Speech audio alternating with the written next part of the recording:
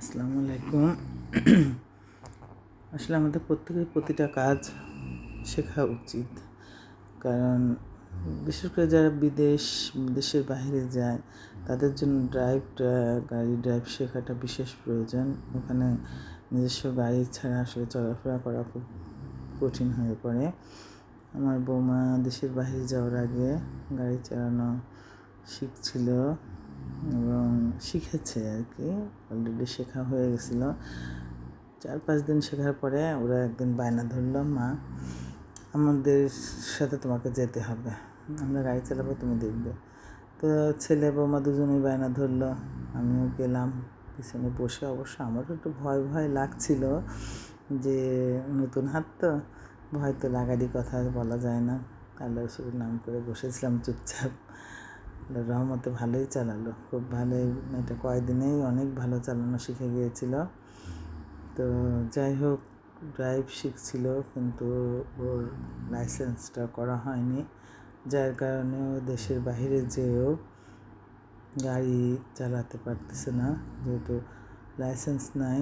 এখন ওখান থেকে লাইসেন্স বের করতে পারলে তখন চালাতে পারবে, কিন্তু দেশের লাইসেন্স নিয়ে গেলেও সেই লাইসেন্সে গাড়ি চালাতে পারতো।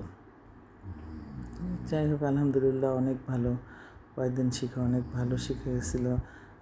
আমি মাঝেও ঈশ্বরদী গেছিলাম, ও ড্রাইভ করে গেছিলো, আনছিল, বেশ ভালোই চালাইছে এবং অনেক দূরে দূরেই মাঝে মাঝে নিয়ে গেছে। এবং মাঝে আমার ছোটো ছেলেও একটু চালালো, সেও দেখি মোটামুটি ভালোই চালাইছে। তো বেশি দিন না, 2-3 দিন চালাইছে, যার কারণে ওর হাতে আর কখনো গাড়ি দেওয়া হয় নাই। যেহেতু ওরাও চলে গেল, হুট করে ওদের বিষয় হয়ে গেল, ওরা চলে গেল, আর গাড়ি প্র্যাকটিস করা হয় নাই। তো 2-3 দিন চালানোতে ভালোই চালালো। বসেছিলাম ওদের পেছনে, আসলে আমার একটু ভয় ভয়ই করছিল, যতই হোক। হ্যাঁ, তো আমাদের ড্রাইভার ছিল পাশে, এই জন্য একটু সাহস ছিল আর কি। তো কিছুক্ষণ গাড়িতে চালানোর পরে, ওঠার পরে ঘোরাঘুরি করলাম। ঘোরাঘুরি করার পরে ভাবলাম কোথায় যাওয়া যায়। তো মনে হলো কুষ্টিয়া জুগিয়া পালপাড়া একটা নার্সারি আছে। আমার আবার একটু গাছগাছি কেনার শখ বা লাগানোর শখ আছে, তখন চলা যায়, ওখানে ঘুরে আসি। তো গেলাম, আসলে নার্সারিটা অনেক বড় এবং অনেক গাছপালা আছে। তো সেখানে ঘুরে ঘুরে দেখলাম, দেখে বেশ ভালো লাগলো, অনেক বড়।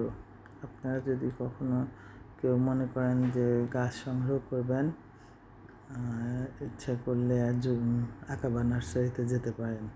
এটা হলো জুগিয়া পালপাড়া, নার্সারিটার নাম আকাবা। তো সেখানে যে অনেকক্ষণ আমরা গাছ দেখলাম, এটা সেটা গাছ ঘুরে ঘুরে পুরো নার্সারিটাই দেখেছি, বেশ ভালোই লাগলো।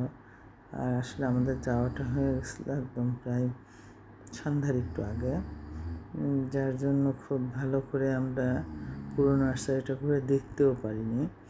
যেটুকু সামনে ছিল সেটুকুই দেখছিলাম আর কি, ভেতরে যাইনি। ভালো লাগলো, অনেক গাছ, এখানে কালেকশন অনেক আছে। সবাই মিলে ঘুরলাম ওদের সাথে। আসলে এই তো এরপরে আর একদিন মনে হয় ঘোরা হয়েছে, তারপরে তোরা খুব শর্ট টাইমের মধ্যেই চলে গেল। ওগুলোই আসলে স্মৃতি। ওখান থেকে আমরা কিছু গাছ সংগ্রহ করছিলাম, শিউলি গাছ, শিউলি ফুলের গাছ, একটা মাধবীলতা। আমার ছেলের খুব পছন্দ, শিউলি ফুল গাছ নেওয়ার জন্য বলছিল, তো নিলাম সেটা। এবং একটা কামিনী ফুলের গাছ নিয়েছিলাম।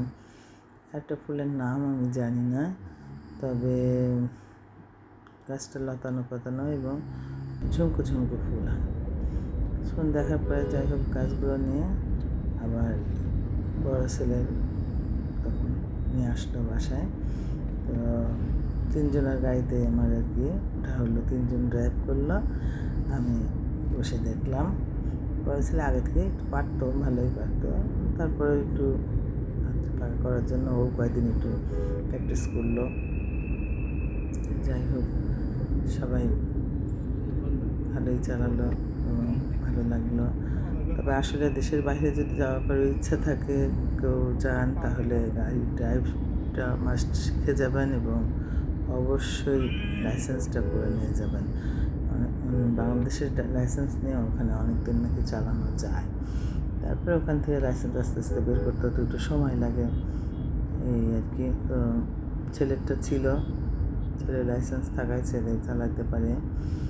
তো ওর এখন একটু জায়গায়, নিজের জায়গায় বা বৌমাকে দেওয়া নেওয়া ওই করে, যেহেতু বাবা মার লাইসেন্স বের করা হয় নাই। তো ভবিষ্যতে ইনশাল্লাহ হবে। এই তো আপনাদের সাথে বিষয়টা শেয়ার করলাম। সবাই ভালো থাকবেন। শুভরাত্রি। আল্লাহ হাফেজ।